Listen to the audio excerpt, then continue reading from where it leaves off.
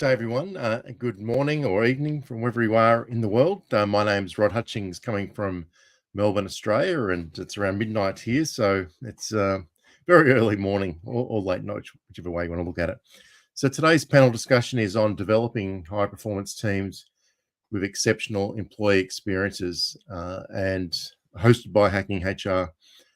I'm really excited about this topic. High-performance teams are just really something that's a real focus of mine. So I'm really thrilled to have this conversation. So if we can just bring forward our panelists today, please. Oh, nice.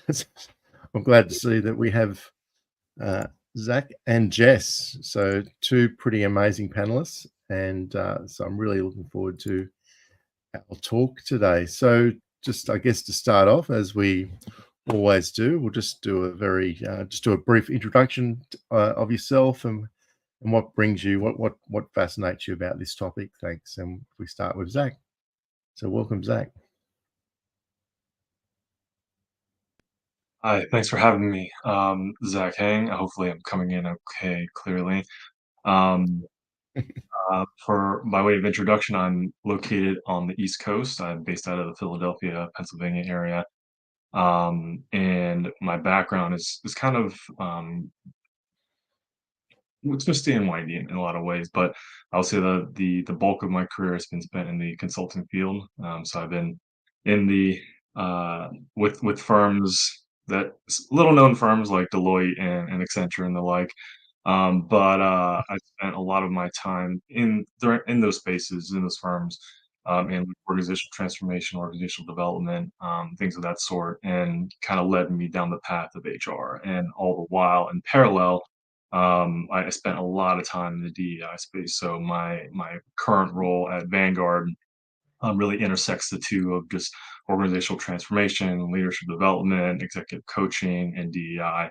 As the senior DEI advisor at Vanguard, supporting a couple of our shared services businesses. So had the pleasure and opportunity to work with some of our most senior executives across the firm to really think about how we are carrying forward culture and performance of teams and things like that from a DEI perspective, but also from an HR perspective. Wow, sounds pretty cool. All right, and I guess it'd be very good morning to you, Jess. Thank you so much. It's a pleasure to be here with all of you. Hi, everyone. I am Jess Goldberg. I am a company trainer and a leadership expert. So I go inside companies and help them train up their leaders and their employees to be able to communicate effectively and collaborate well. I also teach leadership and communication skills at Columbia University. And I'm really excited to be here because I think it's so important, for companies to be able to understand how do we develop high performing teams. There's a lot of misconceptions around it. I'm excited to debunk some of that with all of you today. All right. So yeah, I'm really looking forward to unpacking this conversation. And I probably should just mention my background as well. So I'm in the Air Force, which high performance teams really important to the Air Force.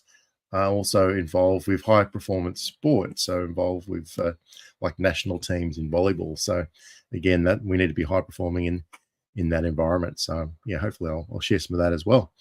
So to get us going, let's just maybe do some little definitions, and I'll start with you, Jess. But like a high performance team is certainly more than just a group of skilled individuals. And so I guess I'm curious, just to get us going, Jess, how would you define a high performance team in the context of exceptional employee experience? Like, let's just try to lay some ground on the topic. Yeah, to me, a high performing team is one that can drive meaningful results. So we think about whatever the company goal is that we're actually trying to achieve, and that team is able to work effectively together to drive those meaningful results. And they are able to do it in a sustainable way, in a long-term way. They're not able to just do it for just a single day and they hit their goal, but they can build a long, sustainable company. And that's why I think that, especially it's going to be important to focus on employee experience, because when we do not focus on how our employees are feeling, how they are operating within the workplace, then we end up with high turnover. We get high burnout. And we hear that happening actually a lot at companies that we think are so-called high performance.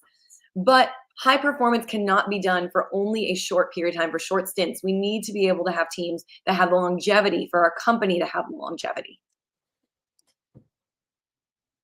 That's a good start, Jess. And Zach, do you want to add on to that? What are your thoughts? Yeah, I love everything you just mentioned. The only thing I'll add there is really it's grounded in, like she touched on a little bit, but grounded on the experience, right? Having that positive and fulfilling work experience.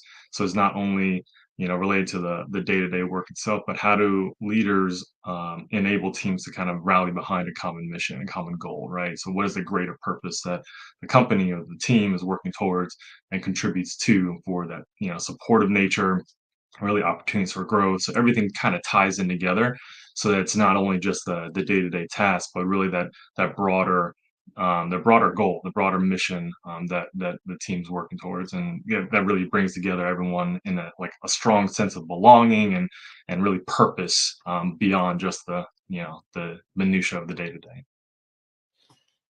I think Zach, you must have been mind reading my next question, because it was going to be, like you say, leaders really do play a pivotal role in fostering high performing teams, and so let's just, while you brought it up, let's just unpack that a bit more. So we just unpack a little bit more about discussing how leaders can foster high performing teams, while still prioritizing the employee experience or satisfaction. So maybe you want to start with that, Zach, since Jess started. Yeah. I mean, as we often hear, it starts from the top, right? The tone set from the top. And so when we think about how leaders can set that tone, is really setting a lot of clear expectations around the goals and objectives, providing clear and regular feedback, and just a system of support around just how the team is maturing over time and evolving over time.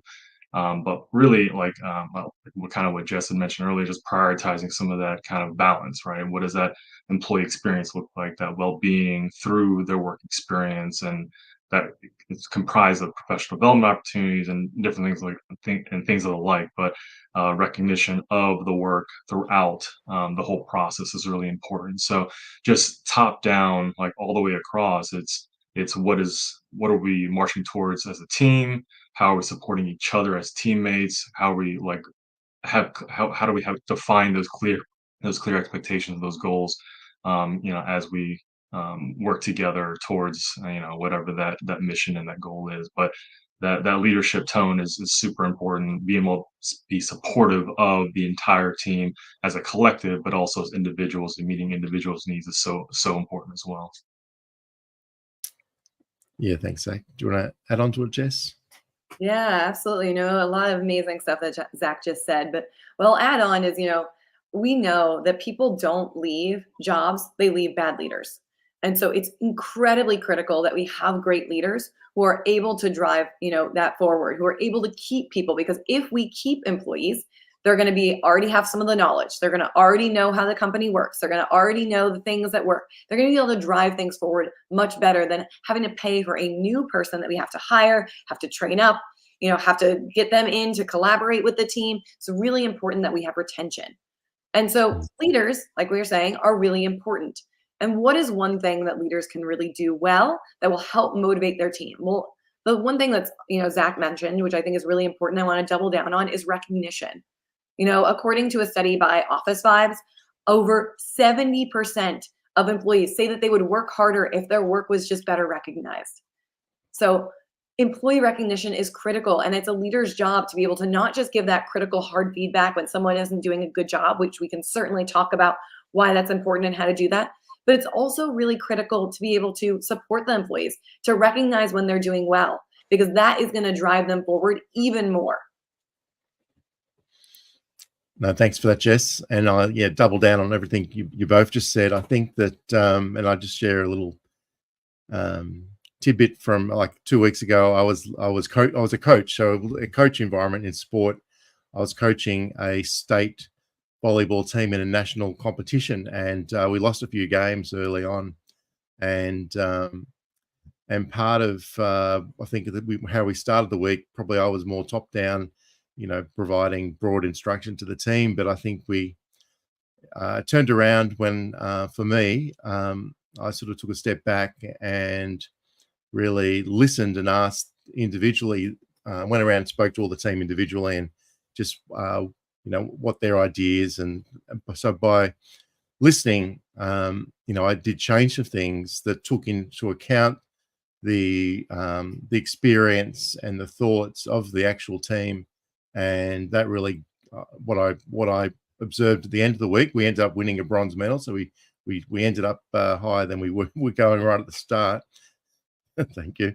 And but a lot of that really come from that moment, I think, of just listening, and then empowering what some ideas were of the team. So, and making sure again, having one-on-ones I found was a good way of ensuring people understand better the role that I expected them to play. That was another pivotal factor, was that I understood what role they wanted to take, and sometimes my needs were a bit different. So getting that mutual understanding, and then people know where they fit, those sort of elements really helped us as a team, which I think really applies equally in the work environment.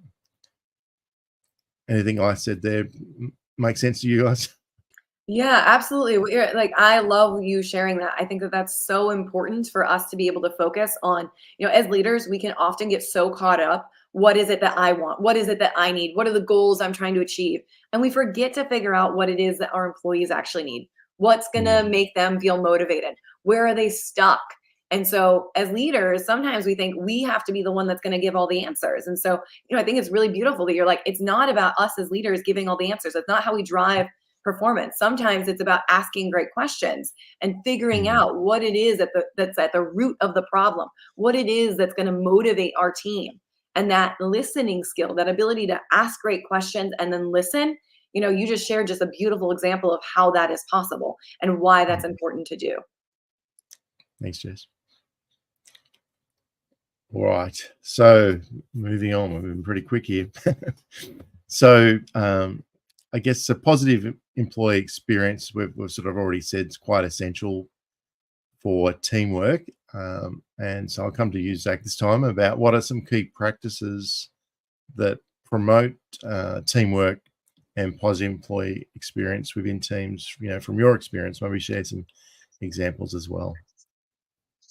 Yeah, I think we've touched on a lot of the great ones so far, right? I'm talking about communication, or like really being open and honest about that two-way dialogue on, what's working, what's not working, what are we doing well as individuals, but also as a team, which really leads to that fostering of a culture of mutual respect, of trust, so that you can kind of, shoot for the moon and throw out ideas and innovate, fail fast and things like that, so you can start to learn Mm, and test and learn and things like that. But really providing those various opportunities for all the team members to contribute and collaborate, which also just kind of leads to this, this continuum of learning and development, but also being able to recognize where the team members are strong in certain areas and where there are opportunities to learn more and develop further. And then just really kind of thinking about what the composition of the team is, right? So if there's mm, one skill set that's over indexed, like let's think about how we rebalance, and so that we can, just accelerate our growth and our performance as a team versus just one specific lane. So it's really this whole dynamic of how do we ensure that all of us as a whole group is leveling up in our skills and our abilities and our comprehension of both the work, but also how we can function as a team, but also just kind of a, just support from one another. It's just so important. And being and wanting to be around one another is just so important. mm, This culture of like just work, just focus on the work is just one little element of it. But if you really thoroughly enjoy being around your teammates and your coworkers and things like that, it just makes the work just that much more fulfilling, and then just sets you off into this path of just even further acceleration. So it's a whole ecosystem that leaders are trying to build, that teammates are trying to foster and continue and embrace. But it's really, I think, grounded in trust and communication. yeah, absolutely. certainly. Yes. Yeah, trust and communication so critical, and being able to look at our team and see, what's the balance of skill set, Zach, such important points. The one thing I'll also add is, so I want to give you a little bit of an example first, but Google did a study, it's called Project Aristotle, where they wanted to look at all their teams and figure out what are their best performing teams and why. So they started to dig in. They started to look at what are the elements of what makes a team highly successful. And what they found when they dug into this was actually there was one quality alone that set apart the best performing teams from the worst performing teams at Google. And that one quality was psychological safety. So what do I mean by psychological safety? Psychological safety is the ability for someone to feel like they can express who they are, what they believe, their ideas without fear of being shut down or hurt or, ostracized for their ideas. And that is so critical to high performing teams, is for us to build a culture where everyone feels like they could express if something isn't working, if there's a problem going on, and they don't feel like they're becoming the problem by sharing that, where they can express innovative ideas and they're not going to be shut down, but they're going to be encouraged with either a yes and, or at the very least honored for being able to share and contribute. And so we really need to build this within our companies if we want to have high performing teams. Often when we think about high performing teams, a lot of people have this view that like emotional intelligence is just this kind of fluffy thing that, makes people feel good, but isn't actually good. But there is now so much data that proves that the most important quality to having a high performing team is actually having that level of emotional intelligence. And so what are the ways that we build some of that? Well, some of the things, Rod was talking about this before, actually having leaders who listen, who are going to take that space to understand what's going on for their team. It's going to hear the problems, hear what they need, and build that. And creating that culture of being able to express things openly, kindly, honestly, and building that connection that Zach was talking about. Having that trust and safety is really important to being able to build psychological safety. And we can go more into tactics soon in a little bit as well, but I'll stop there for this moment. No, I really like that you brought that in, though, Jess. I think if I share another example as well, is that which sort of hopefully builds on what you're just saying, is around psychological safety. Is one of the things that's really key. Actually, last week there was a video going around about Roger Federer doing a speech at a university, and I'm not sure if.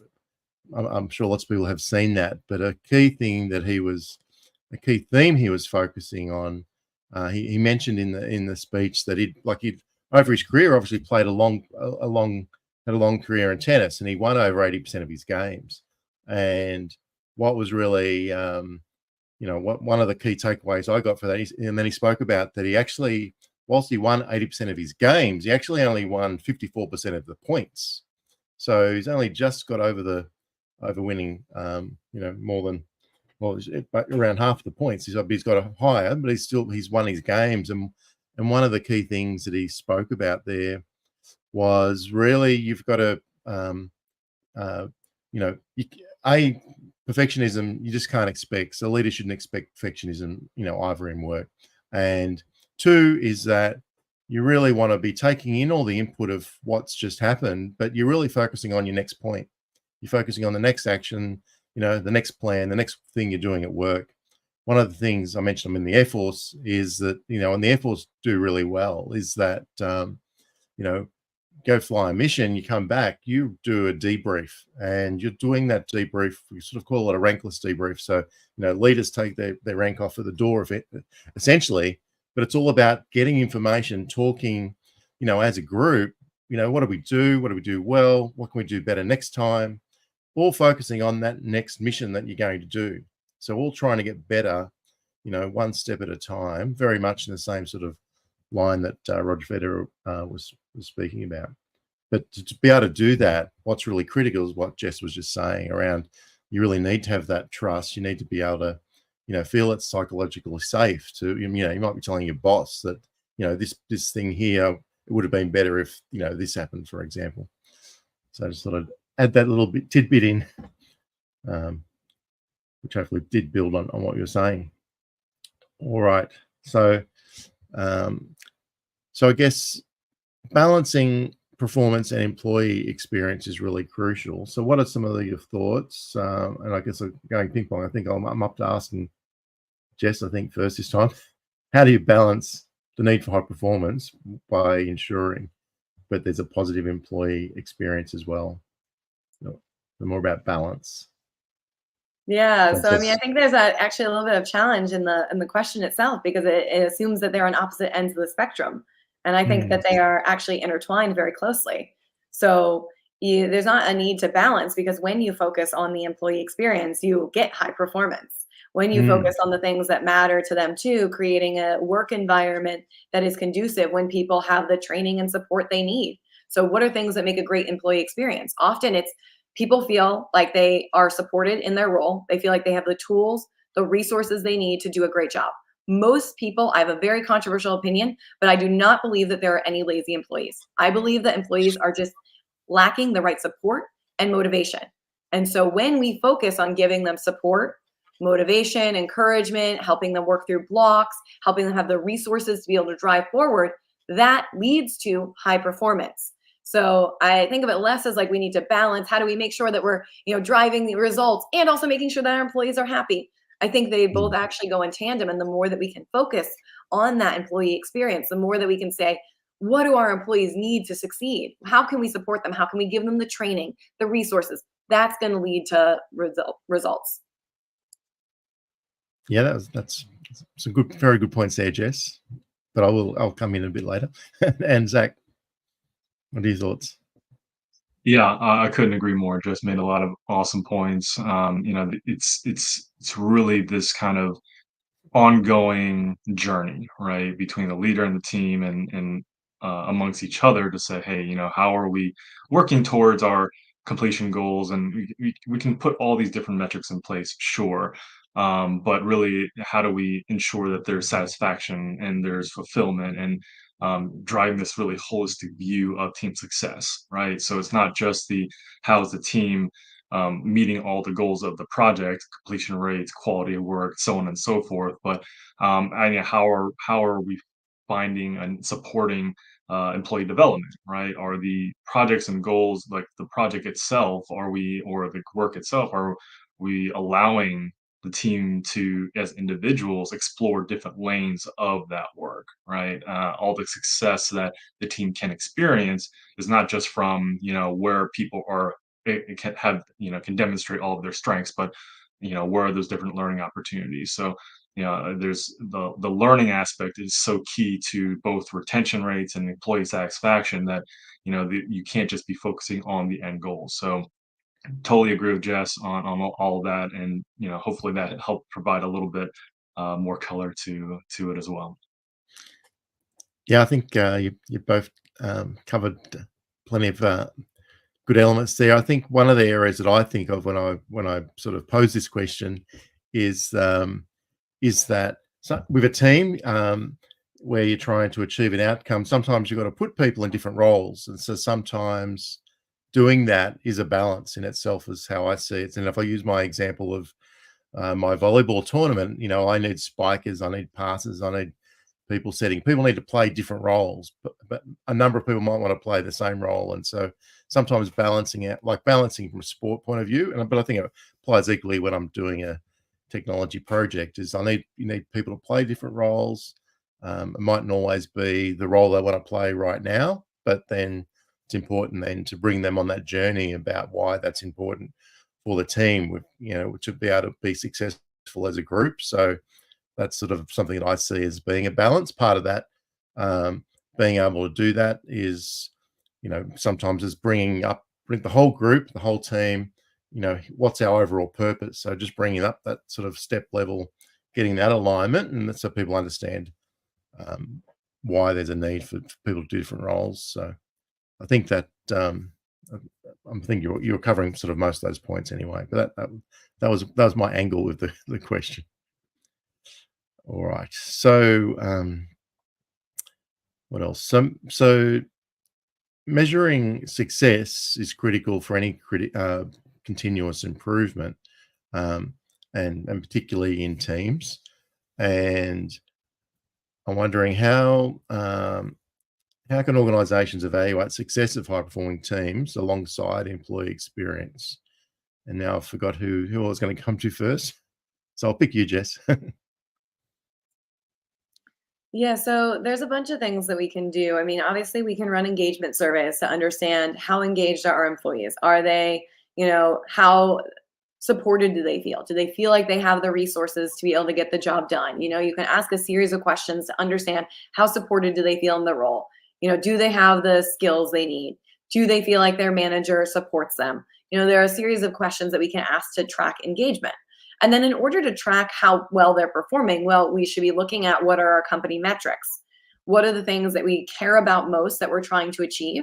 Now, sometimes we can have crazy big lofty goals that our CEOs can have, so far beyond, and they can say that the team's not performing well because the goal is so big. So it's about thoughtfully thinking about what's the meaningful goal. I'm sure many of you have heard of SMART goals, specific, measurable, achievable, those sorts of things. We want to make sure that our goals are, in the realm that our team can actually achieve them.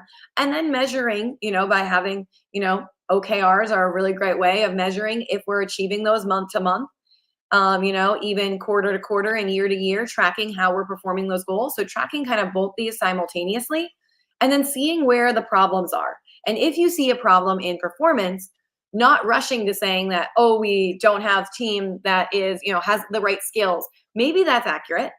But also being able to use kind of that inquisitive mindset that Rod was talking about before to understand and take a deeper look at and get curious around, okay, what's not actually working here? If my team isn't driving results, what's going on? And trying to get curious and understand about what the problem is, so that sometimes it might be about you and your leadership style, or as HR professionals, it can be very hard. Sometimes it's about our CEO, and sometimes the way that they're operating is not leading to a team feeling conducive and feeling inspired and motivated to work. So we have to get curious and understand what the problem is, and not assume that we know the answer to why our team is not performing well. Thanks, Jess. And Zach, do you want to add on to it? Yeah, I mean, I love what Jess said. The investigative process is just so critical, because it's, I think, so often, too often, team members or leaders or whomever is trying to really assess kind of how quickly they can solve a problem just so they can get to the end goal. But really, like, it's important to go slow in order to go fast, right? And so you really digging into kind of what that root causes of any sort of potential missteps could be. It's again, could be, like Jess mentioned, could be a skills based problem. It could be a leadership problem. So I would argue more often than not it's probably a leadership and cultural problem, but that's just me. Don't want to put anybody out there, but a lot of times it's when we talk about culture building and fostering trust and things like that we mentioned earlier on, sometimes if for a team or individuals to realize their potential and their abilities on a team, they have to feel like they can and be able to kind of explore and innovate and things like that, and really offer up some ideas and really a way to challenge really the status quo, or challenge thoughts and things like that. So it's so important that you take some time to really get underneath what could be those barriers to success or those barriers to acceleration, so that the entire team can perform long term in a very sustainable manner, as we talked about before. Yeah, thanks, Zach. Yeah, I know. I guess add on to it, and it's very easy in a volleyball sense to give you an example, because clearly it gets, like we take stats. So we took stats of what players are doing, and then are transparent with those stats as well, where it made sense to do that, and then be able to talk about how we were, our attacking efficiency, or I spoke about Roger Federer sort of already, like where we're winning points, where we're not winning points, and just having some feedback about what actually happened. So you do think about that from a team perspective, and then from individual perspective as well. So sometimes, in that week I mentioned before, I would to build, and really, I was dealing with an under 18s side, so really my focus is about building up confidence. Is what I was during a tournament. It's all about building up confidence so they can get out on the court and perform to their highest performance. That's like knocking them down. It's probably an old way of doing it. And so just finding little tidbits from the stats sometimes can help them see blind spots as well. So that's sort of just a little addition on that as well. All right. So moving on to overcoming sort of challenges. So building high performing teams certainly comes with its challenges. So if I come to you, Zach, first this time, what are some common challenges and how can they be overcome when we're building up a high performing team? Yeah, I mean, we've talked about so much of it earlier, but communication is often the root of many problems, right? So, Mhm. are those expectations being met clearly? Are they being articulated in a manner by which it's normalized for the team, right? So, not everyone will receive communication the same way, nor be receptive to communication the same way. And even things get lost in translation if you're working cross geographies and things like that, like certain nomenclature and verbiage and things like that. Just it can get lost, right? It can be misunderstood, misinterpreted. So communication is so often the one of those big anchor points of like, okay, here's where we need to overcome some challenges, which leads to all different working style differences and things like that. But that kind of leads into the conflict resolution, right? Can teams come together and individuals come together and really talk through those conflicts in a very productive manner? Mm. Oftentimes it's got to be facilitated, or sometimes not, right? If like if I think if it goes back to the whole trust point, really is if there's common trust and mutual respect within the individuals, those conflicts can be resolved fairly easily, fairly quickly.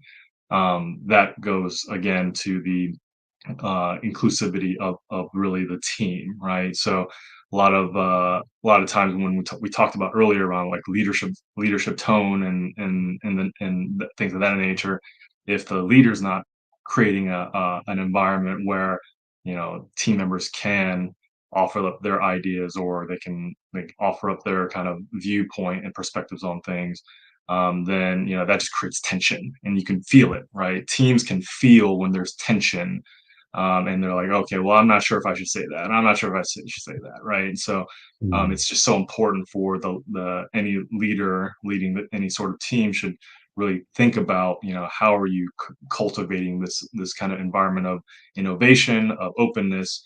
But it's really anchored in that communication piece, and I'm a firm believer in just really thinking about the culture first. How do people Mm. communicate? What are those team norms?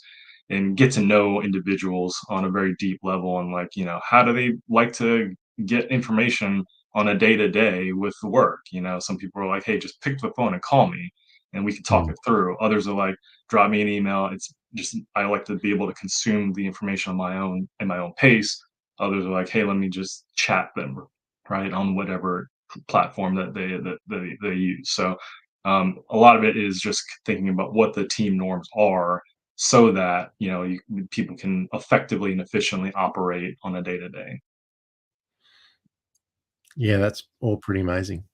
Jess, Yeah, Zach, so your important. thoughts? Communication is absolutely critical, fundamental to solving a lot of the biggest problems that companies face.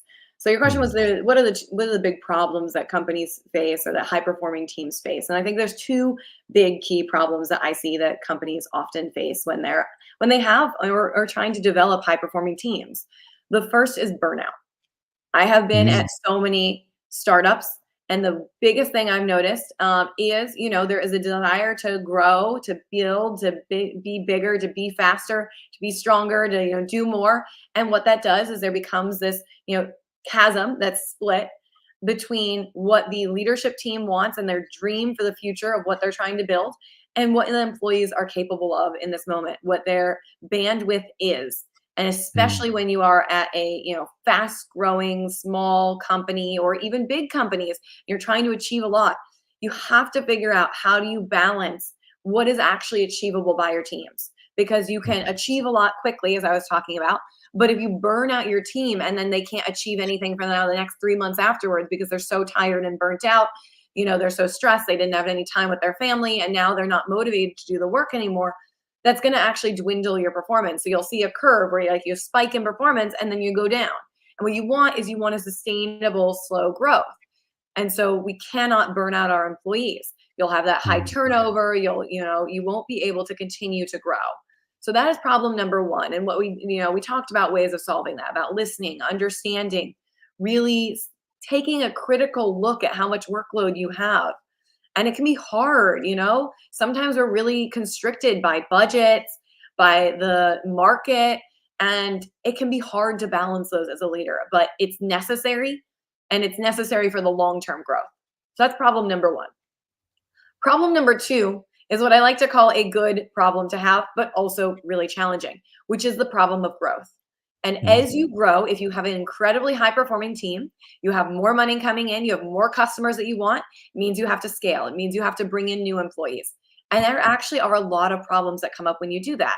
There's a problem of the employees who were originally on the team, who I like to call it the giving away your Legos concept, who don't want to give away the things that they were working on, who find it very, very challenging to give away some of their stuff. So you have to create a culture where it feels safe, where you're honoring the employees who were there from the beginning and what they did well, and helping them grow into new roles or new responsibilities that might be more narrow than what they once had.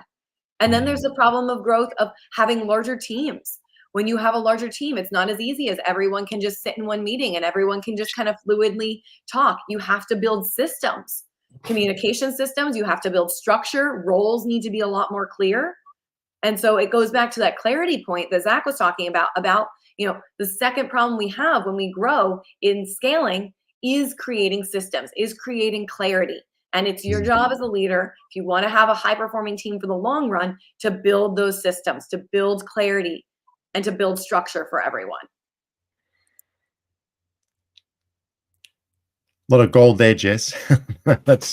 and Zach as well. I think you had firstly hit on the nail on the head around communication and around different styles and different ways of taking in information. And definitely, I guess you certainly, I certainly see that in my own home with different with my children versus the way that they want to communicate on some sort of chat thing all the time. I'm off to say I say ring up, thanks. I can cut through this much quicker if we actually talk versus all these different messages. So different expectations of communication is key as well. And yeah, the whole thing of burnout. Like I think you started the actual the talk earlier. I think Jess speaking about the whole thing about a key thing with high performing team is it needs to be sustainable. And I guess the example you gave there is that it's pretty hard to be sustainable where you're burning people out. Like they can go these little spikes, as you were saying. So let's just, I guess, delve into some of the elements that you've already shared, though, maybe a bit deeper. So, and maybe a bit different as well. Like, what are some essential elements that contribute to high performing teams, like the dynamics of high performing teams? Is there more to it than what we've covered so far? Is there anything else you can think of? Maybe start with Jess. Yeah. So is there more than what we've talked about? I mean, like I said, the most critical one is certainly psychological safety. But in terms of what are the elements of high performing teams that we haven't touched on? There's someone that was talking about here. What are the systems that you can do to avoid friction when you're scaling up? New hires and enlarging teams. One of the things is around creating clear company values, clear guidelines of what is the goal that the company is going after, what's the strategy. So starting to create, and this is formalized documents that everyone can look at. So starting to create structures that there's no room for confusion, that it isn't two people who think that we're going after a different goal. Because as you scale, one of the things that we really need is everyone on the same page. And if you have a team over here working, rowing that way and a team rowing this way, you're not going to move forward anymore. And it gets hard to create those communication channels. So what you need to do is create really clear structures, creating clear documentation of like, what is it the goal that we're after? What are the values that our company stands for so that everyone can feel like they can operate in those ways? What are the ways we want to communicate as a team? Making sure that we set up those standards. Do things need to, once a meeting is done, does it need to have a written document afterwards so that everyone can look back and understand and know, like, what are we all working towards? So there's not just like everyone just assumes that they remember what the meeting, outline was and what they had agreed upon. Creating documentation. So, sometimes there's like tactical things that seem silly at times, but are really practical and meaningful that help create high performing teams. And that's, creating systems and structures that can support you. And so it's not just based upon memory and based upon hoping that everyone gets it right, but you have a structure that supports it. And Rod, I'm sure that you can talk about, the military and how good they are at creating structures and systems so that everyone knows where to follow. It's very hard for people to follow if they don't know where. No, I was thinking of exactly the same thing as you were talking there, Jess, in that, one of the critical, I spoke already about, the whole thing of debrief, and the whole thing that's also a big part of the systemic way of working is about that documentation, about the tactics, why, what we did here, what was effective, really capturing that. And that's a key thing, that knowledge base, which like with Australia fighter jets, we shared knowledge with the US and vice versa. One of the things that keeps our countries ahead of other countries, and one of our key differentiators is that knowledge base, is that way of performing that's being captured in documents and be passed on to the future is absolutely key to keeping our countries safe and at the high performance level with the equipment that we've got. That's really critical. So yeah, thanks for sharing that. If I may, when you were talking about structures and documentation, my mind immediately went to onboarding as it relates to scaling, right? So as teams grow and you add on new members, and obviously the dynamic will change, but it's so important to kind of set that expectation on the outset. So many companies, so many teams just do not an underwhelming job at onboarding, and onboarding is just so important to not only kind of setting expectations for the individual, but really ensuring there's consistency. Both Rod and Jess talked about structure and things like that, and that is like the kind of first look at how the team is structured, right? So how do we welcome new team members as we scale up and grow? How do we say, hey, these are the expectations of our team, and here's where we expect you to kind of participate and contribute? How do we maintain this level of quality and continue to innovate against our goals and objectives? But onboarding, those like the first 30 to 90 days are just so important. It just contributes to engagement over time. It contributes to the rising level of quality over time, and contributes to just the strengthening of that culture building. All that onboarding is just so critical to the long-term success of not only any team, but just really a growing team that's scaling, that's looking to scale. I'd love to add one more thing, as it took me a moment to think about what are the things that we are actually missing. So I feel like we've covered a lot. But Zach just reminded me of one other thing that I think is really critical for high performing teams that we haven't talked about, which is a feedback loop. Making sure that there is loops to be able to talk about when things aren't growing right, when someone is underperforming, because we need to, if you have one person that has some unaddressed fatal flaw, the whole team is going to be dragged down by that. And so it's really important that we create cultures where we can give clear, kind feedback. And of course, I'm sure you've all heard that annoying phrase that feedback is a gift, which it often doesn't feel like it when we're getting it. We're like, this does not feel like a gift to me. But there is some element that it is. It's an opportunity to grow. And, when we can actually use, and this is what we've been talking about a lot so far, but that empathetic mindset, that ability to I really want to support and help my team from a place of goodness, from a place of kindness, then we can go and start giving, that feedback. And, if we've developed this sense of psychological safety where people feel safe, where they actually feel like you have their back, where it's not kind of cutthroat and people are trying to cut each other down, that doesn't create high performance teams. If you have a very competitive culture, there was, I wish I could remember the CEO, but one CEO that I was recently reading about, he was talking about how he always makes sure that he pays everyone really well. And the reason why he does that is because he doesn't want, and he really tries to make sure that everyone's paid fairly and equally. Because what he doesn't want is people to be competing against each other within the organization. He wants everyone to feel like they came into that organization and they competed against everyone outside of that organization to be there. And so you want your team to feel like they are together, they are working with each other. And when, one person wins, everyone wins together. So creating a culture where people feel safe and they're, on each other's team can then also support us being able to give feedback effectively, kindly, compassionately, which can help us drive forward even more. There's some really great points there, and yeah, it's so critical that everyone's on the same page, isn't it? And everyone's in the organization is rowing that same position, and they are competing against people outside of the organization. Yeah, I love what you shared there.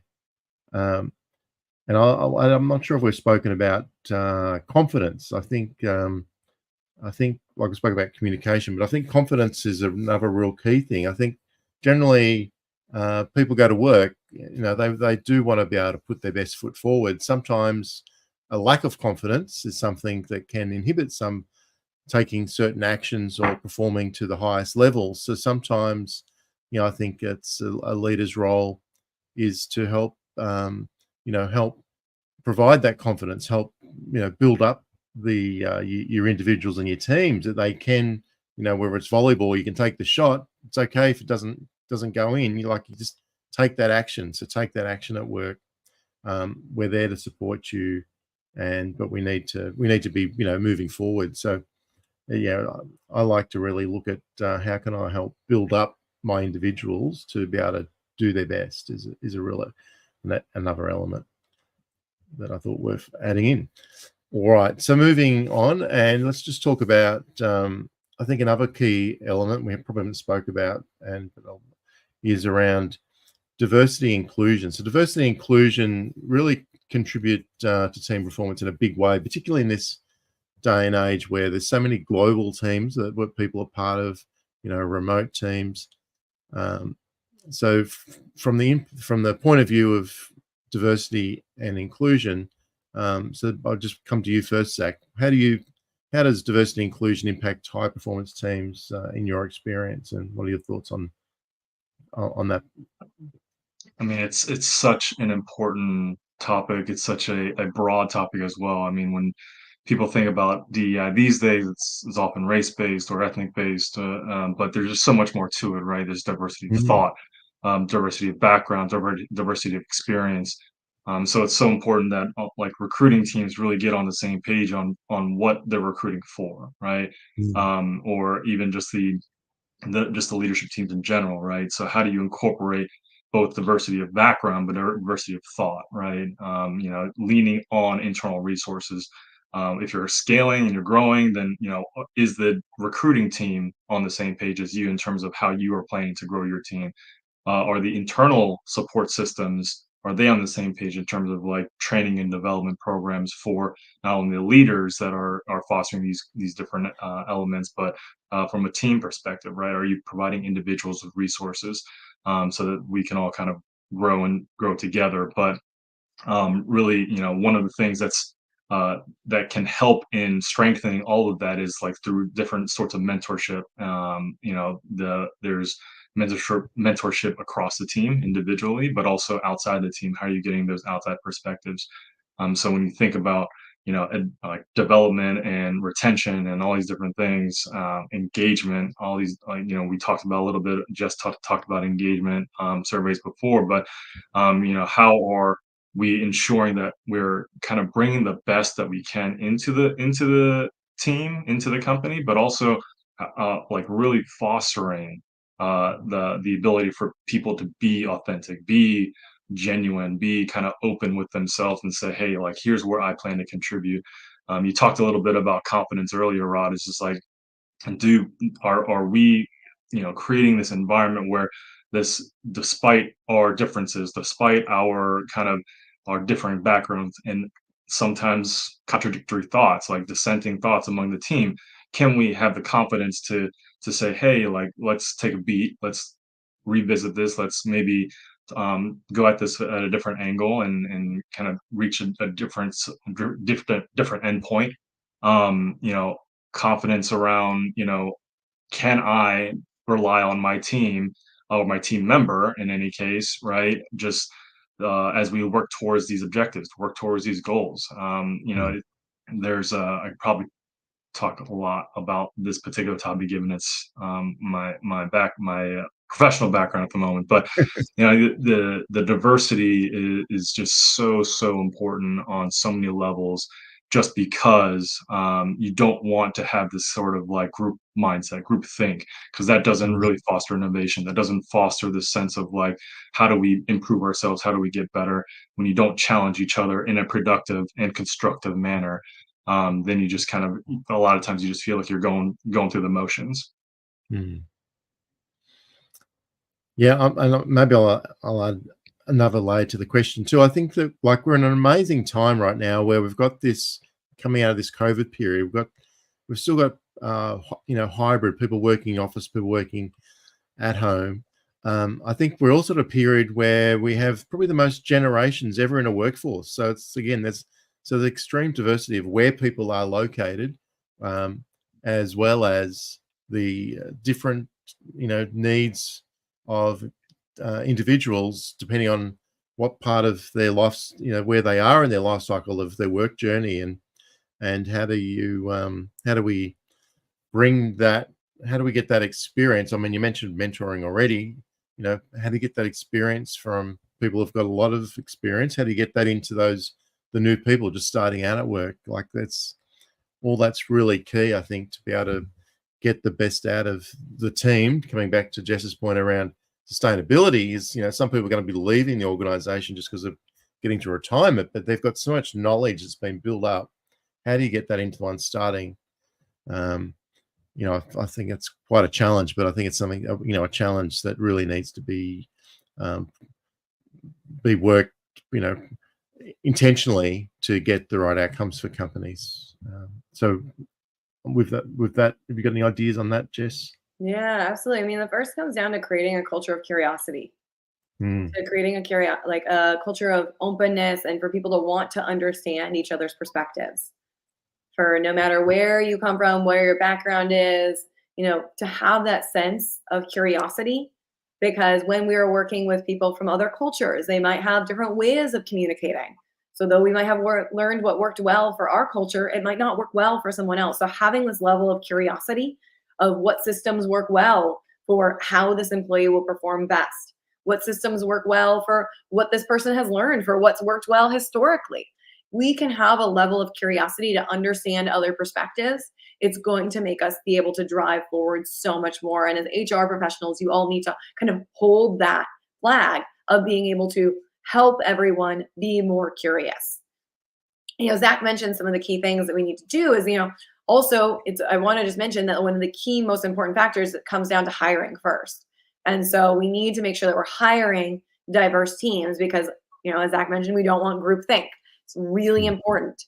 You know, it'll stunt our growth in the long term, though it might feel good in the short term. A lot of times people like to hire people who have similar backgrounds than them, who are similar to them in some day, who went to the same college as them, because they think that, oh, I did well, so that must mean that this person will do well if they have similar things. But that's not necessarily true. And that doesn't make it better. If you already have that perspective and that background, you might not need someone else who has that same exact perspective and background. Though that's not to say that you shouldn't hire that person. Maybe that person is the right fit, but also looking holistically at your company. And, you know, that's why I like to say you don't want to just have one person doing the hiring.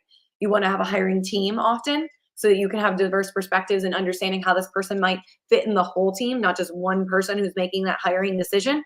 And so as HR professionals, it's really important for you to start to hold that flag of how do I make sure that we get curious around what actually could be good for this company, and be curious in the hiring process, and then be curious once we bring these people in about what works and what, you know, what might this person need or what's different or what's their perspective like. Mm.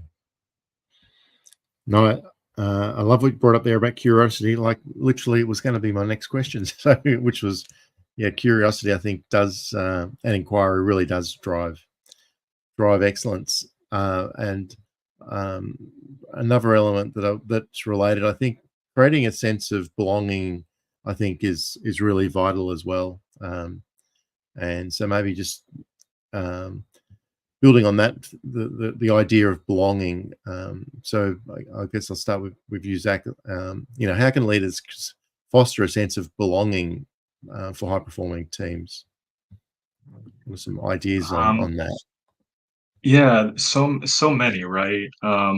There's the kind of work related ones, right? So our leaders offering flexibility to around the work to say, hey, if you have personal things or you have, things that you need to handle or need to step away from work to tend to things like that, that helps, right? There are so many different cultural celebrations and ways that people, different cultures and different regions have celebrations that sometimes we're just not aware of, and we want to make sure that that leaders offer that kind of flexibility to say, hey, if you need to step away, fine, cool. And we know that we trust them that they can manage their own schedule, manage their own workload, things like that, but also being able to show up in the way that they want, right? So, like not being so restrictive in how we show up and how we present ourselves at work is really important. And we see that kind of loosen up these days with hybrid work, being remote and things like that. Um, so like dress codes are becoming kind of a thing of the past in some respects. You see differing here just between the three of us, right? Mm. And so there's an element to it where there's kind of work related. How are you managing the work and how are you managing the different needs of the teams? But then there's a kind of just cultural element. How are you creating that safe space? Just talked about psychological safety. Like how or do people feel comfortable showing up and not being judged on however they show up at work, right? It's just so important, and that just leads to so many different other positive benefits like just engagement across the team and feeling like they can offer up their thoughts and feel safe and trusting that their team won't judge them in any sort of way, whether it be physically or within the context of the work and the conversations. So yeah, it's such a kind of, I think what it's elusive about it for a lot of leaders is it's not something you can just go and get training on, right? It's like you can sit through a seminar, you can sit through talks like these and kind of get a baseline understanding of like, okay, here's some great best practices for how to create a culture of belonging. But it really takes reps. It really takes, building that team, sustaining that team over time to really learn about the individual needs, the team needs, but it's really a journey for especially for leaders and how they are able to contain a lot of these great elements of a high performing team. But on the flip side, let's not put it all on the leaders, right? The team has to be able to say, "Hey, here's what's working for us, leader. Can you help, make some adjustments so that we can all work together in a more efficient and more effective manner?" So it's got to go both ways. Yeah, thanks, Zach. Jess, we've got a couple minutes left. You want to add anything to that? Yeah, well, Zach mentioned just a bunch of incredible points there, but I think with belonging, we really want to make sure that people feel welcomed, that they feel that who they are and their background is welcome at work, and that their perspective is valued, that who they are is valued, that their work is valued, and that they feel, that they are welcomed, all of them, who they are. And so that is really fundamental and really important, is making people feel like they can do their work and they are valued for the work that they're doing, and all parts of their perspectives and their backgrounds and where they've come from, that none of that will hold them back from being able to do the work that they want to do and are trying to be part of. So that's really important. I will say though that belonging can be a really challenging thing to build in a workplace. we're not building a community, it is a business. And with all the layoffs that have been happening, that can certainly hurt belonging a lot and have people have a lot of fears around it. So what's also really important is the relationship with the manager and the employees, and the relationships within the team, and allowing people to feel like that they can express fears, that they can express, especially once layoffs have happened, that they can be able to talk about how do we rebuild, how do we build connection, but creating those spaces for people to be able to connect and feel like, gone are the days where like we are a robot and we come into work, we now have robots that are going to do the robot stuff. So now we got to come in as humans instead. And so we got to bring all of that and allow all of that to be here. And that's a really important part of belonging, is allowing people to express some of the things that might be frustrating, that might be sad for them, and allowing them to have those emotions. Not to say that they're going to spend the whole day crying at work, but to allow them to at least express if something isn't working for them, so that you can create a better culture that works for that person. Yes, yeah, plenty of great points there, and that's differentiates us from AI, doesn't it? AI and robots for the future is we bring so many unique elements as humans. All right, so that sort of brings us to the conclusion today. So thanks, Zach, thanks, Jess, for your insights today, and the audience as well. It's been amazing. A lot of comments coming in, which is really great to see. Yeah, we've explored fundamental building blocks for high performing teams. I guess as we conclude, just encourage you to implement some of the practices. Just continually seek to enhance your team performance, satisfaction are really critical, and we've spoken about how important it is feeling for teams to thrive, to feel valued, and that will just bring results. So thanks for joining us today, and have a great day ahead, everybody. So thank you, everyone. So bye. Thanks.